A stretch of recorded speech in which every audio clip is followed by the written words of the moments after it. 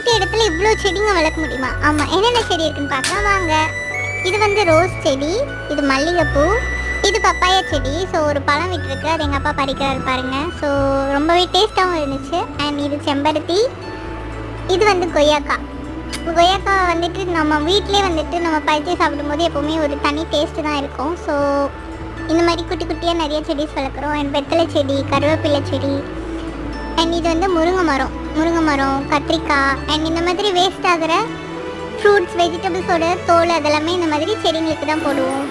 கற்பூரவள்ளி, கத்தாழை, சப்ஜா சீட்ஸு, மாங்காய் செடி, குப்பை மேனி இலை, மஞ்சள் செடி எல்லாமே வளர்க்குறோம். அண்ட் டெய்லி மார்னிங் இல்லை ஈவினிங் டைம் எப்போ டைம் கிடைக்குதோ கண்டிப்பாக ஒரு நாளைக்கு ஒரு வாட்டியாச்சும் தண்ணி விட்டுருவோம் செடிக்கு. அண்ட் இது வந்து மாடியில் இருந்து எடுத்த வியூ. ஸோ குட்டி இடத்துல என்னென்ன செடிலாம் குட்டி குட்டியாக வளர்க்க முடியுமோ எல்லாம் வளர்க்குறோம். ஸோ இது வந்து வெளியே காம்பவுண்ட் சோருக்கு வெளியே எல்லோ கலர் பூச்செடி. Thank you for